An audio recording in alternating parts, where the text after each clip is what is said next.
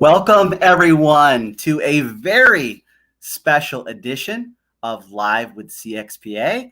I am Gabe Smith, CCXP, and I'm the content manager for the Customer Experience Professionals Association. And I say that today is a special edition because in a moment we are going to be joined by guest host, the fabulous Steve Walker, who is the chairman and CEO of Walker Information, as well as the host of the CX Leader podcast. So Steve is going to welcome a phenomenal panel of the global CX professionals. We're going to be discussing what are the key ingredients to making an impact in customer experience. So before we welcome Steve onto the broadcast, I want to welcome you. I want to hear from you. I want to hear, where are you in the world?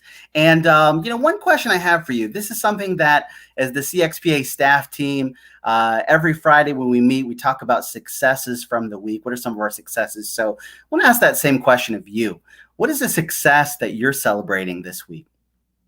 Could be a personal success, could be a professional success, but I want to hear from you. So let us know in the comments. Check in with us.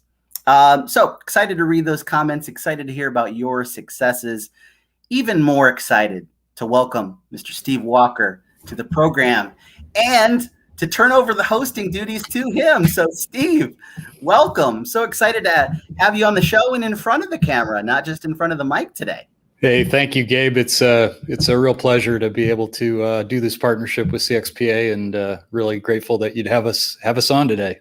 We're excited to have you, excited for the partnership as well, and excited to see the global representation that we have tuning in. We've got Luis. Great to see you, Luis, tuning in from Portugal. Luis Melo, CCXP. We have Mateo's tuning in from Brooklyn. We have Carlos tuning in from La Paz, Bolivia. Welcome, Carlos. We've got, the comments are coming in too quickly. We have Joseph tuning in from Nairobi, Kenya. We have Natasha listening from South Africa. Love to see that global representation. And Steve, I know we've got a great conversation teed up today, but I wanted to ask you because we have a lot of people tuning in, some of whom may not be familiar with Walker and the CX Leader podcast. So what can you tell us about the work that you do and about the podcast? Yeah, thank you. Walker has been in the market research business for 82 years. The company was founded by my grandmother, who did door-to-door surveys for a local bank in 1939. As a young, non-college educated woman, she saw an entrepreneurial opportunity and built quite a good market research company.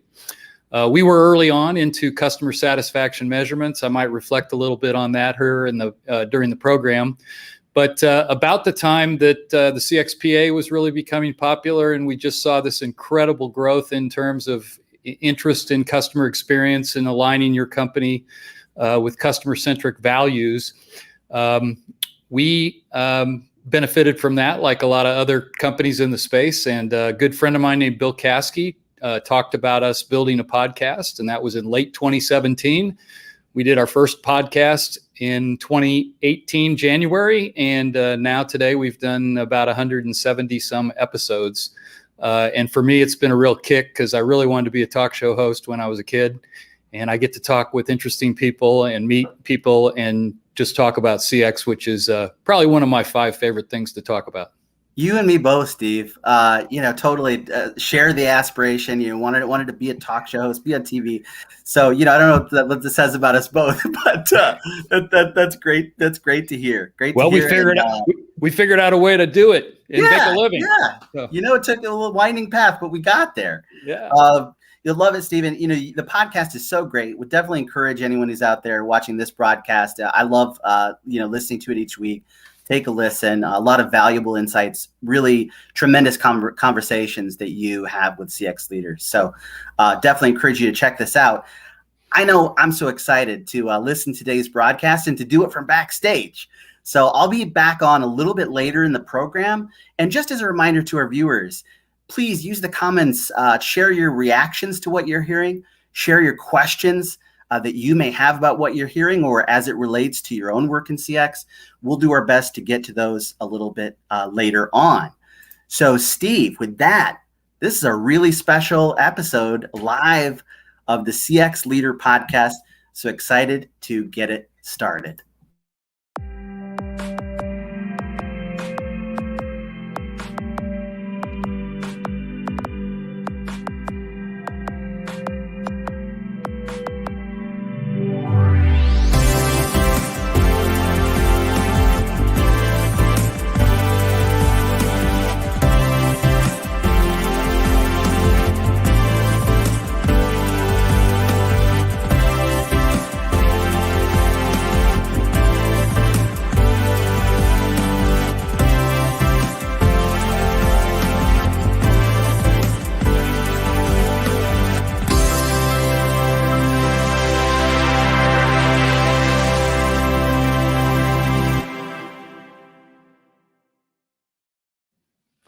Well, hello and good day to you wherever you are in the world. We're grateful that you've decided to join us for this special episode of the CX Leader Podcast, and it's titled "How to Make Sure that what are the right key ingredients for making an impact with CX?" And we come to that topic with a lot of feedback from you all and lots of knowledge about what's going on in the organization.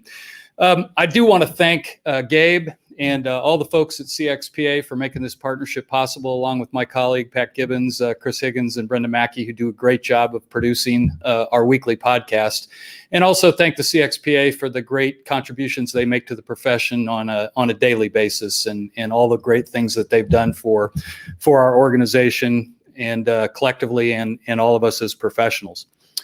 Let me just give you a quick rundown on what we're going to try to accomplish here in the next hour. The concept was to do a live version of the podcast. As you saw in the intro, we've done over 170 episodes of the podcast over the last 3.5 years. Had over 100 guests. It's been downloaded. Almost 200,000 episodes have been downloaded. That's over 1,000 per episode if you do the math.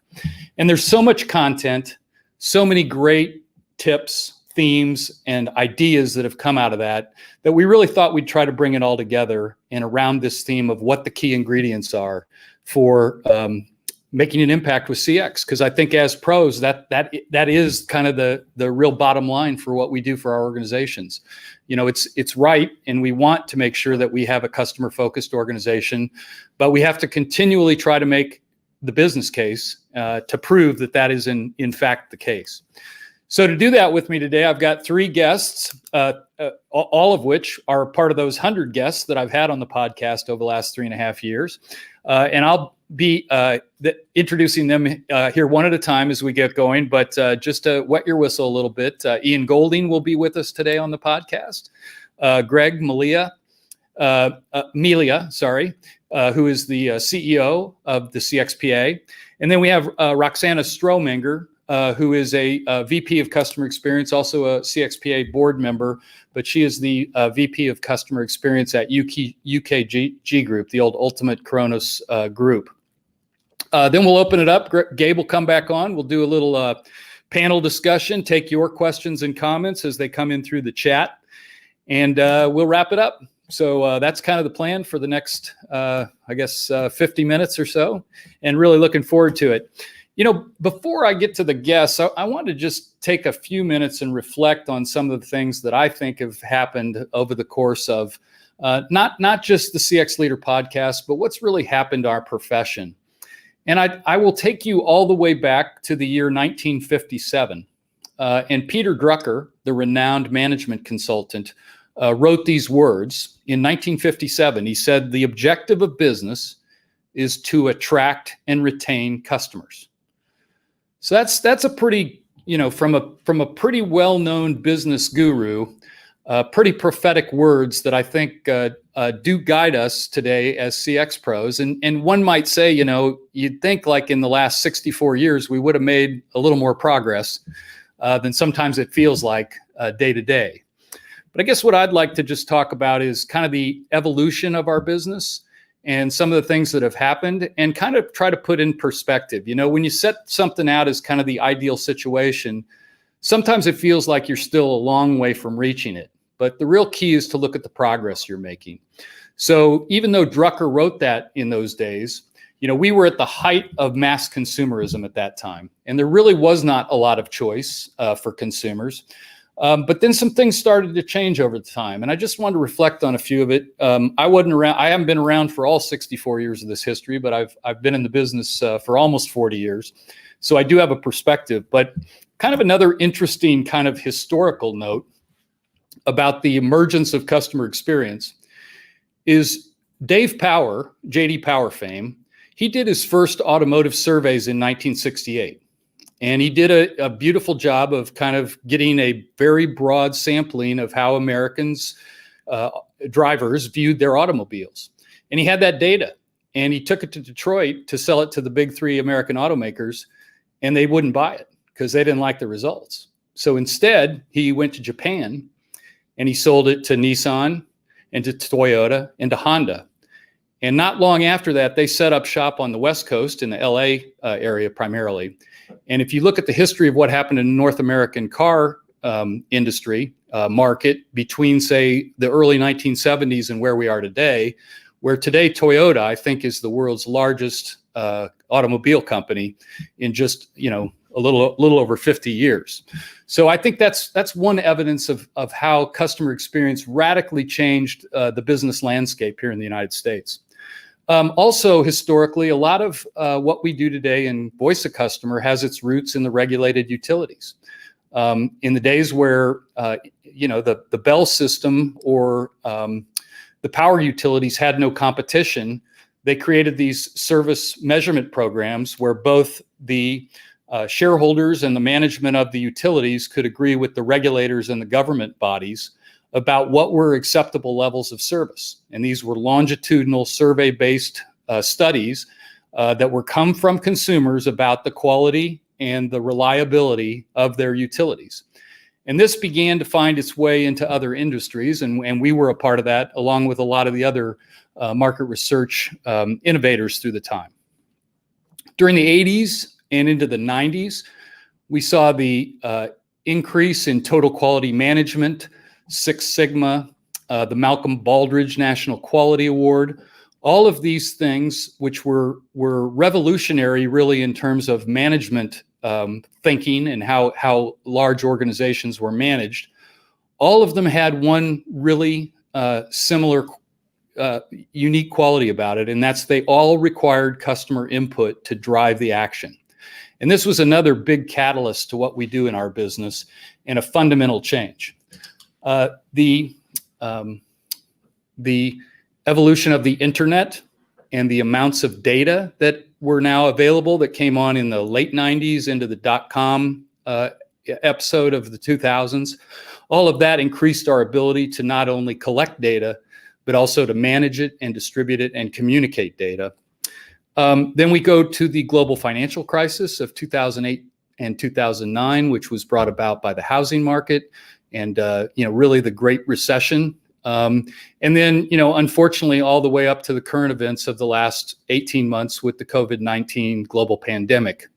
And all of these events, we have, as an industry and as a profession, I think we've become more important because the customer experience continues to just get to be much bigger part of the differentiation in the way companies go to market and they compete for the loyalty and the purchases of their markets. But I want to go back to a simpler time. I want to go back to before mass marketing and before there was advertising and before there was marketing research, and think about kind of pre-industrial revolution world where most everybody bought their goods locally if they didn't produce them themselves. Lots of trade and barter for what they had, for what they needed. And this really was a time that I think the marketplace was extremely customer focused, but it didn't scale. And so that the mass marketing came in and took a lot of that away. We've seen it in some of our cities, of our manufacturing towns, or like when they built the bypass and all the retail went there and sucked out the economic kind of aspects of the central city. But this simpler time where the business owner really knew their customers and were able to tailor the offers for those customers is about what we're trying to create today at scale with what we call customer experience.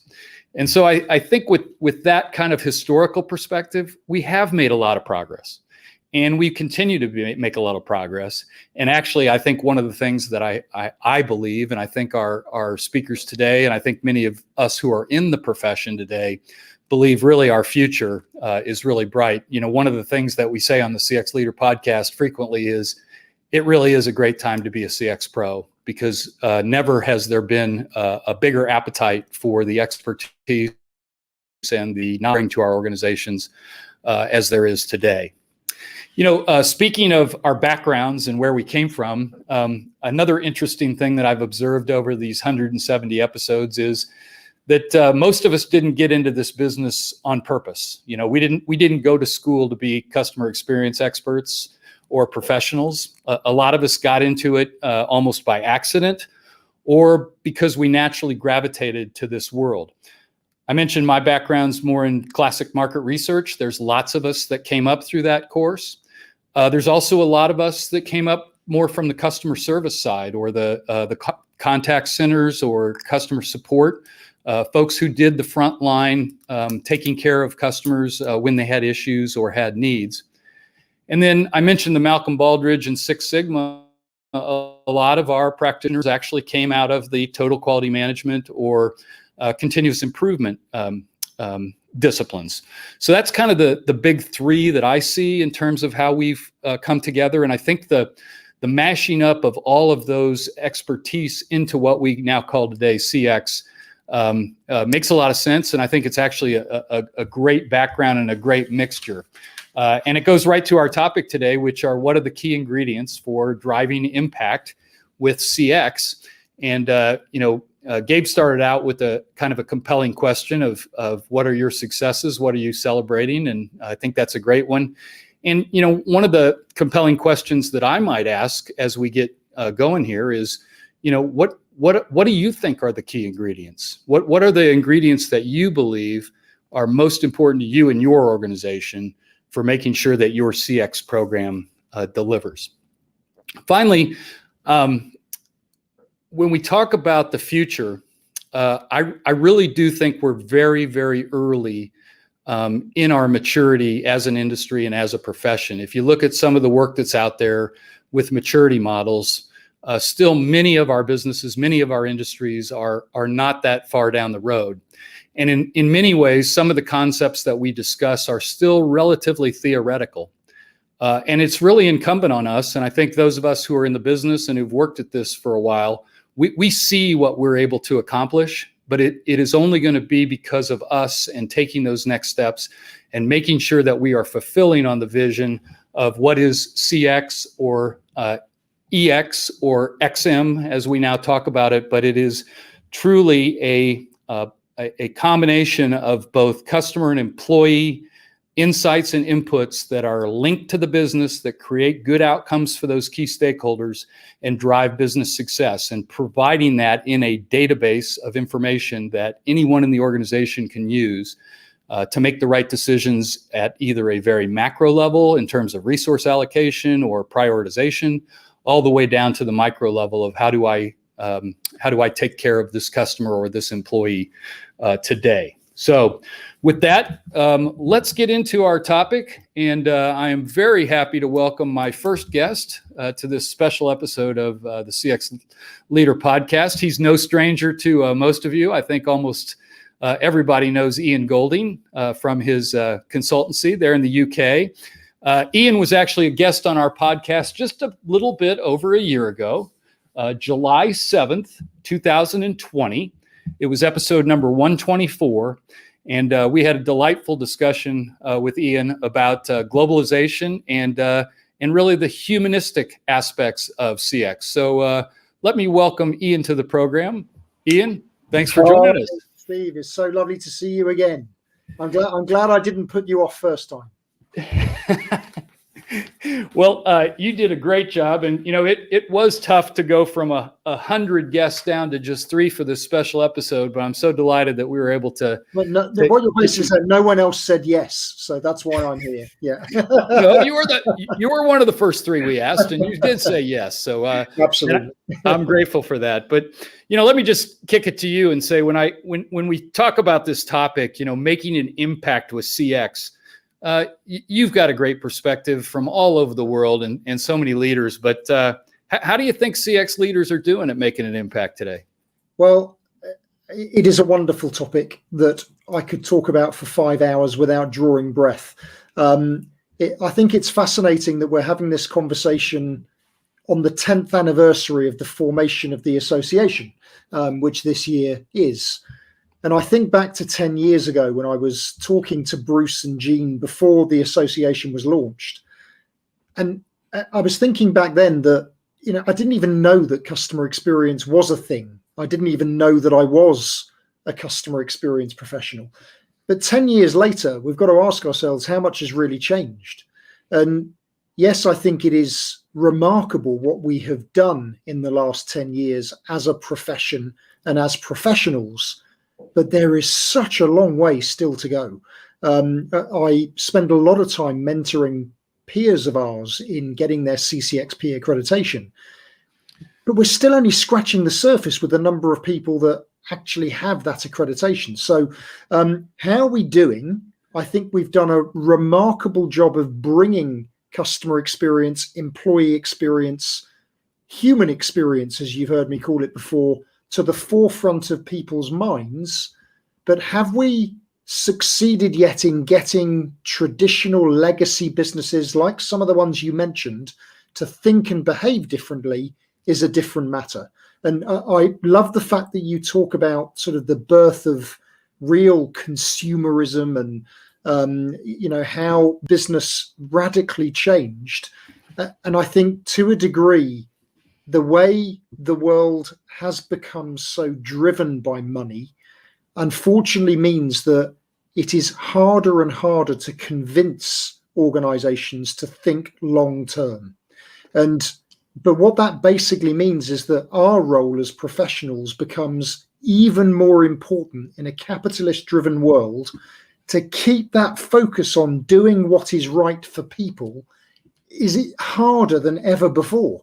And so whilst many business leaders, they know that customer experience seems like the right thing to do, there is still so much hesitance in, it's going to take too long.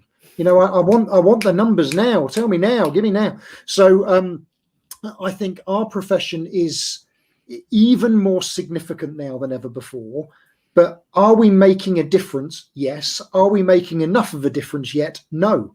Maybe we can say in another 50 years that we've really made the difference, but we need to keep working harder and harder and harder to keep driving things forward.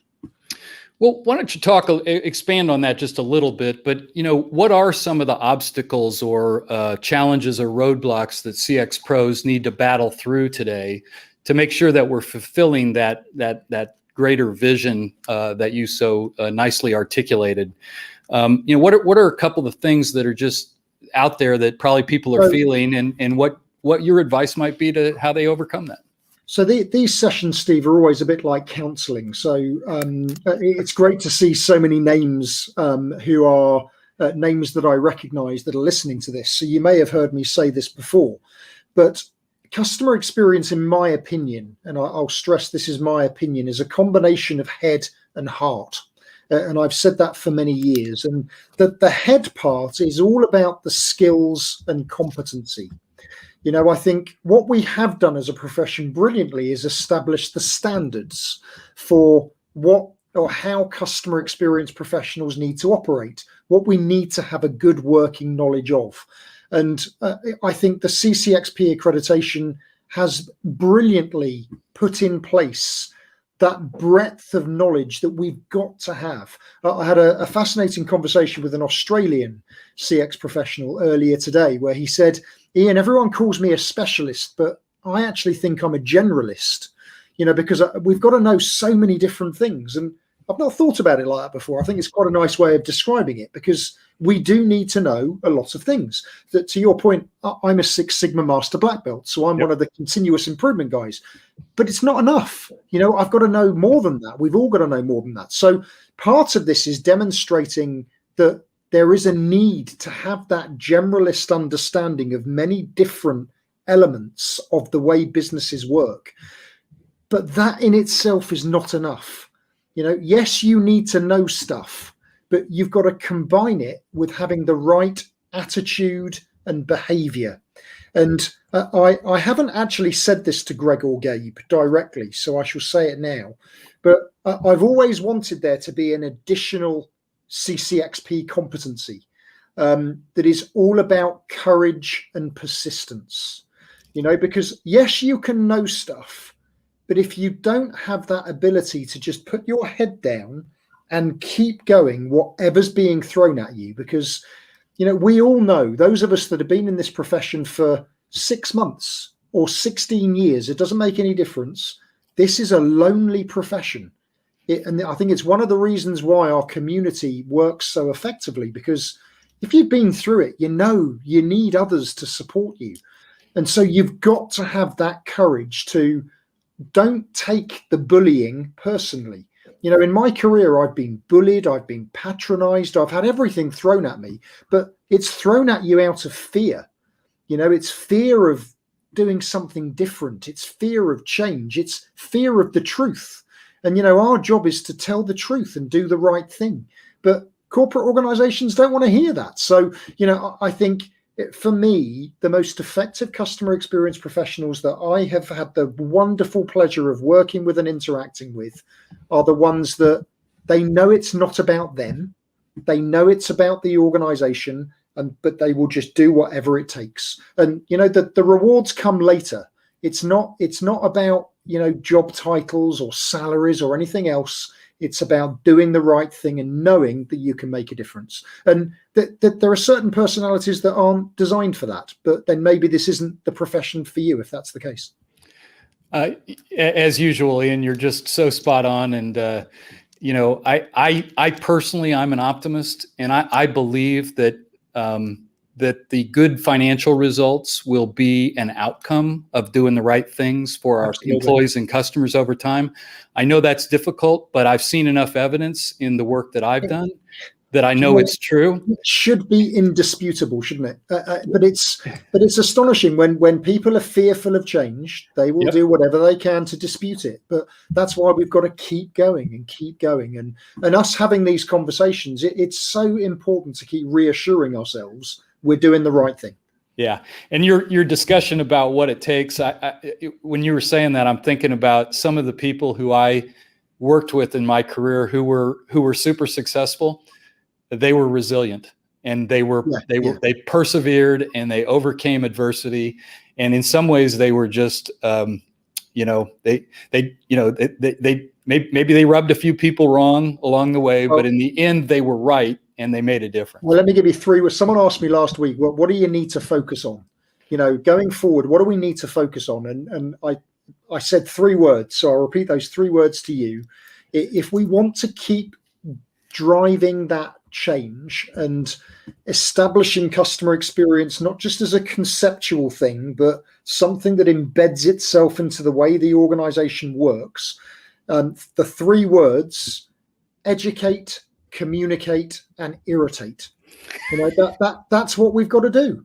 We've got to keep educating, we've got to keep communicating, but you do have to ruffle feathers, and irritation is a good thing, but as long as you don't take it too far. But we've got to get people to see the light, and that's what this profession has been doing for 10 years, but we will hopefully be around for at least another 100 to keep moving it forward. Hey, Ian, like you say, I could talk to you all day about this, but I got to get a couple other guests on, but you can hang around for the 100% panel discussion. Great. 100%. Well, great. Well, my next guest on the special episode of the CX Leader podcast today is the CEO and president of the Customer Experience Professionals Organization. He appeared almost 2 years ago in episode 83 of the CX Leader podcast. It was on September the 10th, 2019.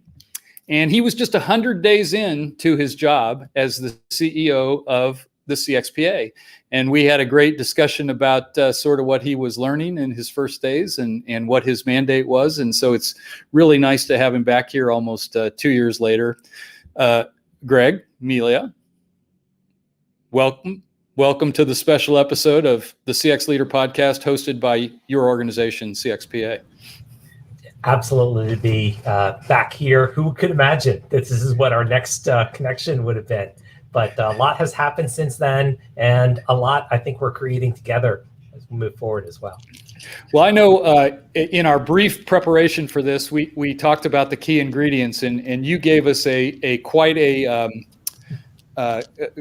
great metaphor. So I'm gonna let you take it from there and talk about kind of what your metaphor is for the key ingredients for making an impact with CX and how CXPA is a part of that. Awesome. Thank you, Stephen. I appreciate that. And as I want to do, I'm going to sort of throw a curveball and use a slightly different space there. Hi, Melia. Thanks for calling in from South Carolina as well. What I want to do is I actually want to come back and pick up on something that might be near and dear to Ian, in fact. And that is from my days as a student when I was in London studying at the London School of Economics. I used to enjoy watching a TV show that's just recently made a resurgence and been reintroduced in the UK, and that was called Ready, Steady, Cook. And what happens on Ready, Steady, Cook is a contestant brings a collection of ingredients, and they're paired with a professional chef. And their goal is to create a tasty dish in 30 minutes. That feels a lot like being a CX professional. You come into an organization and you have a collection of things that are already there. You know, what the marketing team is doing, what the product design team is doing, what the sales team is doing.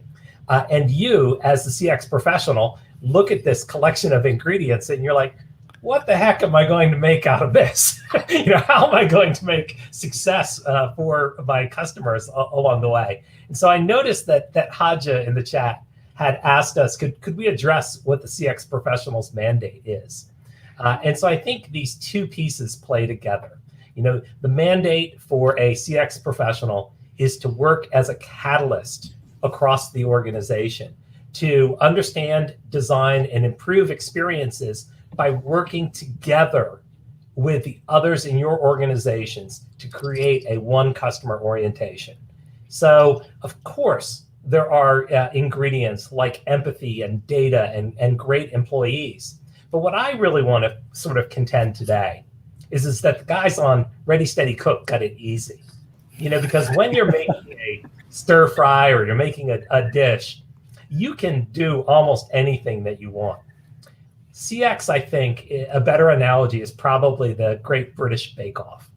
And if you've ever watched the Great British Bake Off, you know that you have to have creativity.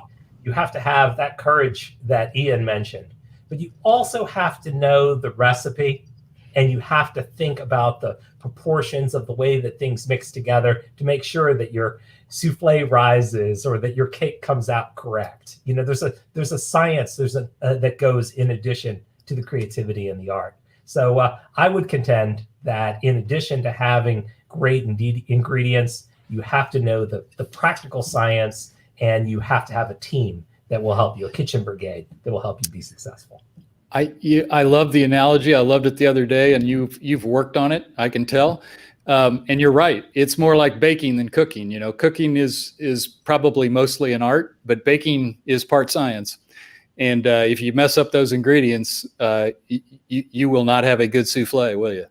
No, and unfortunately, I think one of the challenges that we have, Ian's right that we've started to do well on bringing up some of these standards and defining some of the science, but the challenge is that I think we're not consistent enough, and so when you have people that are out there arguing over whether a response scale should be from 0 to 10 or from 1 to 7, people are getting hung up on the little pieces. if we are all consistent and we can come with the standards and use things correctly, which would be 0 to 10, let's admit that, you'll be able to compare results and you don't have to re-explain everything to your colleagues every time. If we can get that body of science, and that's near and dear to us. When I looked at the word cloud that introduced the Leader podcast today, I saw the word higher education on there. And that's near and dear to us, which is how can we make sure that customer experience is being taught in higher education and that we're keeping up with the data science and research that's being done in higher ed as well.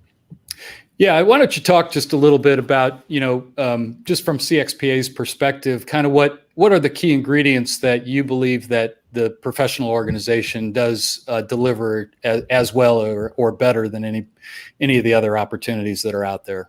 Yeah, I appreciate that. One of the things that I think is first and foremost is that idea of having an independent, consensus-based set of standards. So we've got a number of different work groups and a number of different projects that are bringing together folks from different industries, different continents, different backgrounds and perspectives, and having those difficult conversations to come up with the areas of common agreement. A fantastic example is the Guide to CX Job Descriptions. And if you go in and you look at that guidebook, you will come up with guidance on the skills and knowledge and qualifications that you should be incorporating into your job descriptions so that you can attract the right people to be on your team. So independent consensus basis is one piece. The second is CXPA is the only group that I know of that is your partner for life. So we recognize that, as Ian said, customer experience is a tough career. It's rewarding, but you have to be prepared for change. If you're really successful, your company might ask you to move on. If you're not successful, your company might ask you to move on. If your company's not successful, you might have to move on. So, we want to be there because we know that if you're great at looking at the data, you're great at working with other people, you're great at maintaining a focus on customers, we know that you'll have a great career. It just may have some different pathways than you thought when you started. The days of going to work at one company and being there at the end, they're limited, Steve. You got it. You did it well. But, it's tough. Most people don't have the type of tenure and history that you and Walker do.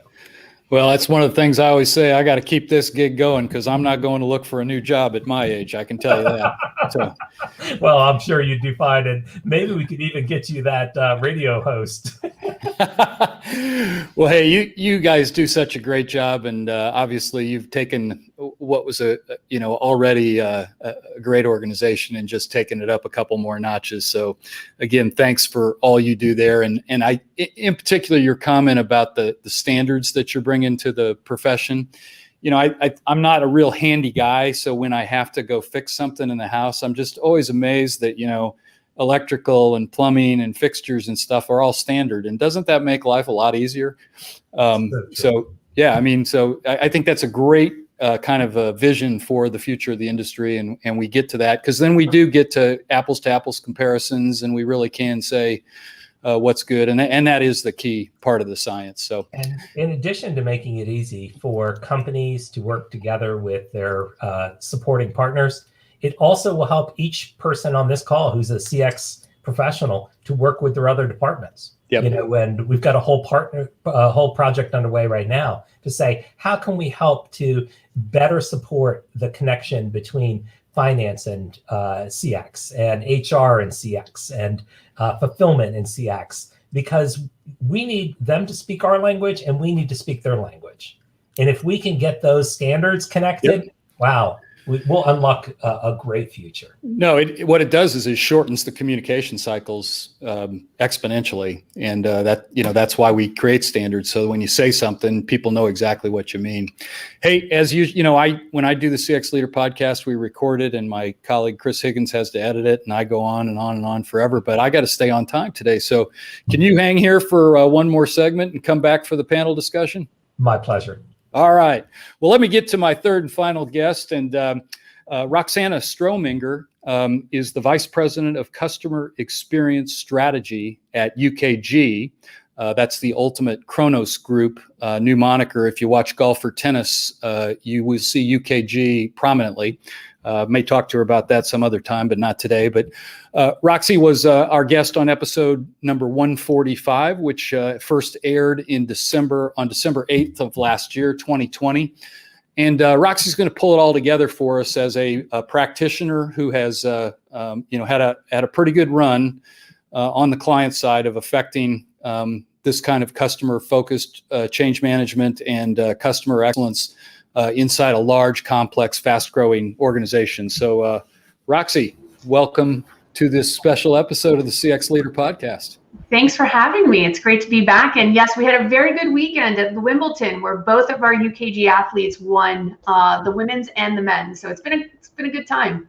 I did. I watched both matches and saw your logo, and then also the golfers too. You got a handful of those guys too. So congrats on the branding part of that. I know that's not exactly our discipline here in customer experience, but it certainly doesn't hurt, does it?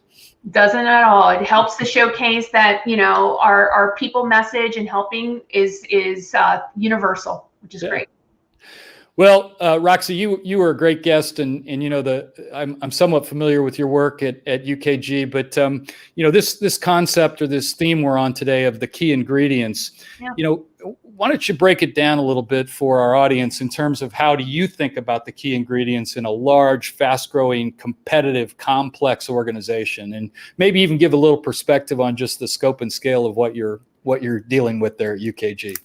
Yeah, for the CX strategy team, UKG, it's 14,000 strong UCrewers. We're a 3 billion plus company, and we've got a lot of stakeholders that we need to connect with and partner with. And so there's a couple ingredients that helps us sort of create groundswell to solidify and really start to broker those relationships in a sort of a strategic way. And one of the things in this sort of that branding concept, I'm a very big fan that CX professionals have to be really good at internal marketing, really sort of this educate and re-educate and have these conversations where you present case studies of the type of work that you can do, help them understand what is your role, sort of ensure that any sort of perceptions of what a CX professional does. And sometimes we have to showcase that it's not the survey team. It's not just focused on CX metrics, that we are actually consultants, business partners, helping them guide and think through things in a more intricate way with the voice of the customer front and center. So it's this doing those road shows. If there's internal conferences within your organization, being on that presentation slot. One of the things that I really enjoy is branding some of the work that you do. So we, for example, remember we talked about the 3-part CX story. Yep. That's how we sort of present the voice of the customer to our stakeholders. Let me tell you the story that they're saying and break it up into 3 parts. What you need to prioritize, here's your recipe for success. It's a lot of that sort of making it really simple for them to understand your value, how you are going to make them successful, that really helps in this being able to engage with so many different people and do that.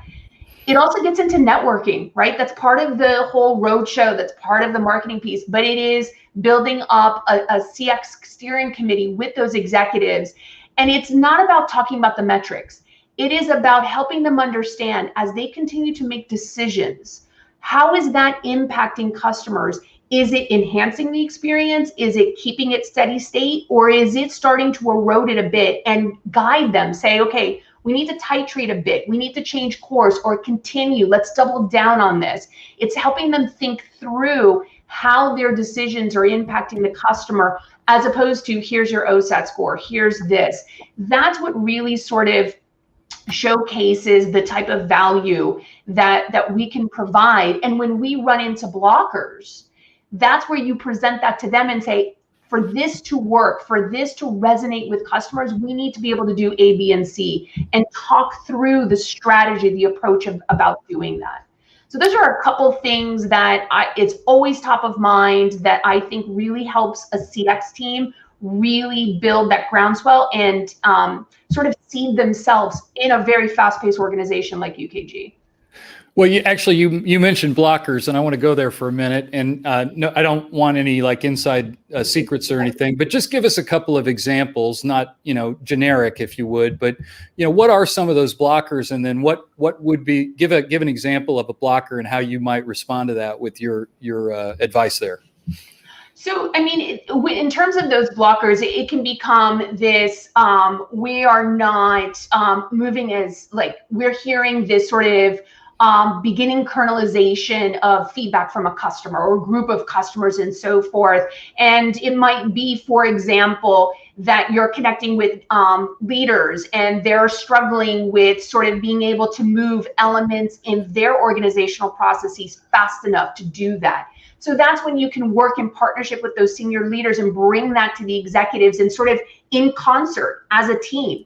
Say, here's what we're hearing the customers are saying, and the leaders working with you to say, and here are the elements about our ability to execute that we're struggling with. It could be a tool. We don't have the right tools in place, or certain things aren't set up as optimally as possible, and then present that to them, indicating this is what we need, and get that buy-in and sort of execute. So it's always a partnership piece, and it's sort of working together to sort of bring to the forefront what matters most to the customers.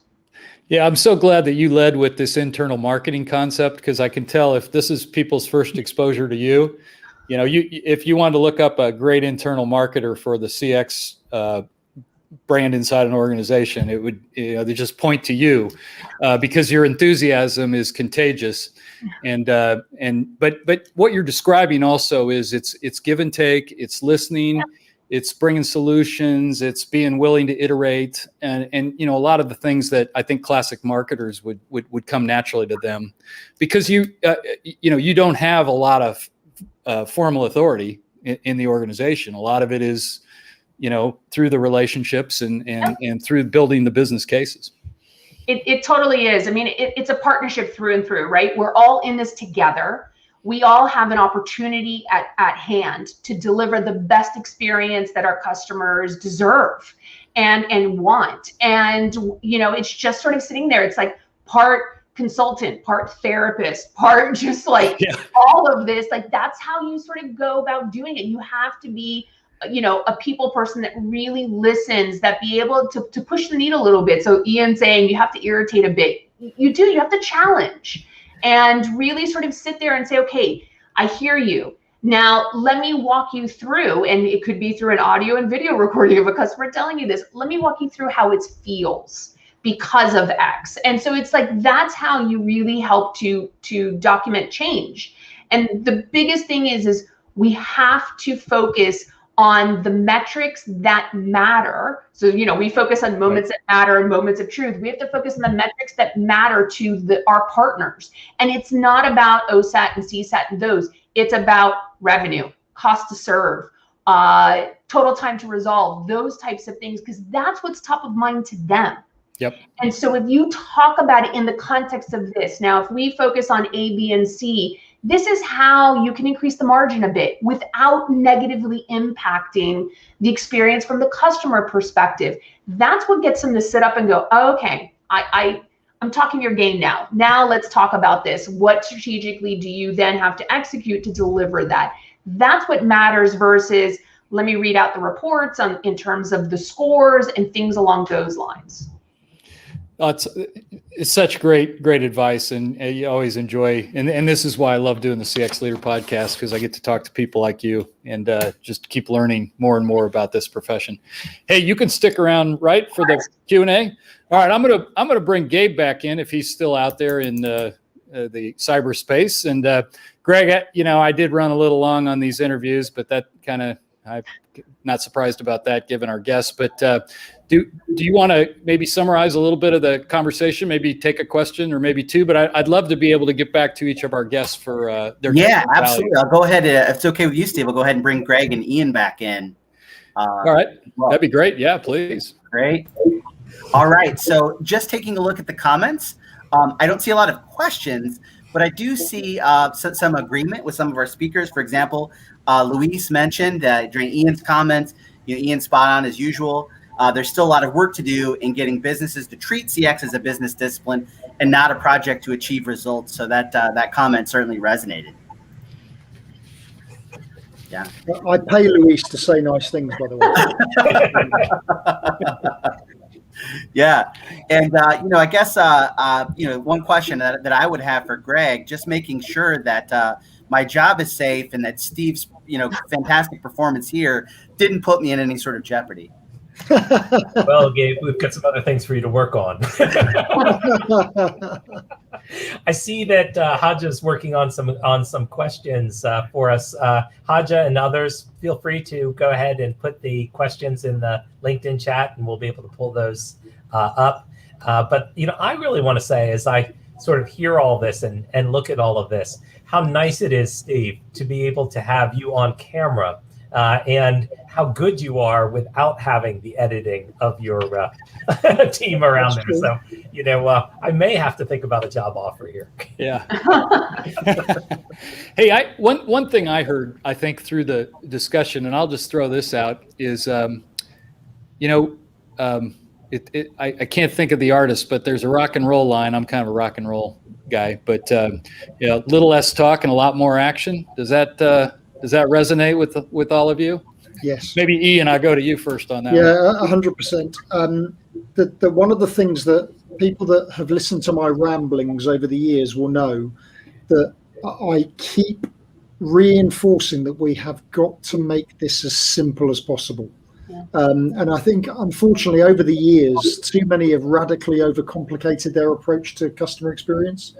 And I think part of our role is to demonstrate that it doesn't need to be difficult. It doesn't need to be complicated. And we've got to give people a greater understanding of practical application. Practical application is the key. I think that gone are the days where we can just wow people with concept and theory. It's got to be simple, practical application. And I think if we can really nail that, then business leaders won't fear it, because I think there is an element of how much is this going to cost? How long is it going to take? And it doesn't have to be like that. What about you, Roxie? Yeah, I mean, it's the KISS method, right? Keep it sweet and simple. And it's about application. Like I firmly believe that it's not about talking about what's going on. It's about sitting there and saying, now, how can we evolve? How could we be better? And this is how to do it in a very simple manner, whether it's an efficiency play, whether it's a tweaking about messaging that resonates better with customers. It's sitting there and being more action oriented than just delivering reports or being descriptive about stuff. So firm agreement with Ian. Yeah. And I think I'll add in on that when we find those simple elements that we can come, we also want to look and say, are they replicable and are they scalable? Yep. And those are just, if we can find those flywheel items, that's the way to generate those successes. Yeah. Want to speak to a question that came in from Haja. And she said, the challenge I'm facing is COVID fatigue. And continues on, frontline staff feel like they can't do anything to impact the experience due to external factors. How can I inspire them to continue their efforts? I think that's a really great question, and wonder which one of you would like to speak to that one. Well, I'm going to put a date on the calendar for people, and that is Tuesday, October 5th. We'll be celebrating CX Day, and that is a whole day that is dedicated to empowering you as a CX leader to celebrate and recognize your employees and your teammates that have done the hard work to deliver results for your customers. And so that really is part of that idea. Our theme for this year is CX is a team sport. And so it's really going to be built, and we'll have a lot more resources to assist you on that. So sign up to receive a little bit more information at cxday.org. And that will help for October 5th. But Roxie, what do you do to make your frontline team stay valued on a day-to-day basis, weekly? Yeah, I mean, I think this is the thing. We've all been in this together, right? We all are feeling this. There is immense amount of empathy that has permeated globally on this piece. So I think there is the acknowledgement that we know, we understand, we're all exhausted, we're all frustrated, we're all anxious. And I think it's sort of taking those little moments to take a pause and, and a kernelization of our customers are appreciative of the fact that we're still able to deliver the experiences we can in the midst of all of this. And then we too are equally in awe that they're doing their job and being able to do what they need to do to be successful. And I think it's just sort of taking a gratitude moment as often as possible to sort of say, it's not easy, but we're in this together and we're going to help each other through it. And I think it's that sort of really high empathy piece that helps to sort of go and handle this as we continue to navigate out of this, hopefully. And if I can just add to what Roxie's just said, it's not rocket science to know that you can't deliver an experience without your people. And as I've said for many years now, it doesn't matter how digitally enabled an organization becomes. You can't deliver it without people. And I think what this pandemic has demonstrated is that if you are unable to get the employee experience right, your ability to change the customer experience is hugely limited. So what we've got to be able to do is and these words might sound strange, but we've got to take advantage of what's happened over the last 18 months. Take advantage of the fact that, our people have had to do things that, are above and beyond what they're probably paid to do. The amount of people that I've spoken to and shared knowledge with who've been sitting on their bed because they didn't have a desk to work from. But these things have just been expected of them. But, we do, as Greg says, need to acknowledge and celebrate what our people do. Yeah. Those organizations who do not acknowledge the importance of their people ultimately will fail. Because I think we're in an environment now where people have a choice. The employment market has changed dramatically in the last 18 months. And if you want to keep your good people, you've got to demonstrate that you care as much about them, if not more, than your customers themselves. And so I think that it's a big, big learning for those who are not people-centric, that has got to change going forward. You cannot have CX without EX. Yep. Well, hey, I know we're up against the time block here, and regular listeners of the CX Leader podcast are used to getting their take-home value. So I'm going to go lightning around the panel and ask for your best tip that you'd like to close on and leave our listeners with, and perhaps, extra credit if it links in the employee experience. Roxie, you want to start us off? You know what? I always say this, focus on the WIM, the what it means, and it's the what it means from the employees that are delivering the experience and what it means for the customers receiving that experience. And if you focus on that, that's what's going to matter the most. Greg? I'm going to keep it 2 words, get help. And specifically, join the CXPA community, find people who have done what you've done. I saw a question about looking for preparation for the CCXP. Ian is one of our top trainers. Yep. You can see him and all of the other recognized training providers on the CXPA website. But get help in that journey, in your CX journey, and work with your team. Ian, bring us home. So I will bring you home by responding to Mohammed's question. Now, I'm responding to Mohammed's question because he's in the Maldives. And having been locked down in the UK for 18 months, I would much rather be where Mohammed is right now than where I am. But I think it's a brilliant question. It's one that I'm saying almost on a daily basis at the moment. I think in addition to everything that everyone has said during the last hour, customer experience is about 2 things. It's about taking cost out at the same time as putting the experience in. And for traditional legacy businesses that are still obsessed with selling products and services, we live in a world of austerity that is only going to get worse as a result of the pandemic. What they need to understand is that every time something goes wrong in the customer journey, it costs money. And if they want to be a leaner, more efficient business in this world that we now live in, where we've got to constantly be adapting, by eliminating the things that go wrong, not only will you have happier customers and happier employees, you'll save a lot of money at the same time. So I think we need to up the conversation around saving money. Customer experience makes sense because you will save money, and why wouldn't you want to do that? So that's my takeaway. Excellent. Let me just quickly wrap up, and then I'll throw it back to you, Gabe. But I'm so grateful again to the CXPA for allowing us to partner on this special live podcast of the CX Leader podcast. I would encourage, just like I would encourage all of our listeners to connect with our guests and to join the CXPA. I hope if you're not already a subscriber to the CX Leader podcast, you will check us out at the cxleaderpodcast.com. We actually have some great guests coming up here in the next few weeks. Gene Bliss, Jay Bear, Stacy Neville, who is Vice President of Customer at Voice of the Customer at Prudential, also a CXPA board member. And then also feel free to connect with me at podcast at Walker Info or at swalker at Walker Info. I'd love to hear what your thoughts are. If you have an idea for a future podcast, or just let us know how we're doing. And again, thanks to the CXPA for the opportunity today. Gabe? Yeah, thank you so much, Steve and Ian, Roxie, Greg. It's been a great conversation. Just posting the links here to the podcast, as well as if you've got an idea for future topics. So great to hear from you all. Great to hear from all of you who tuned in. So thank you so much. We hope that you have a great rest of your week, and we'll be right back here on Live with CXPA next week. So until then, take care, everyone.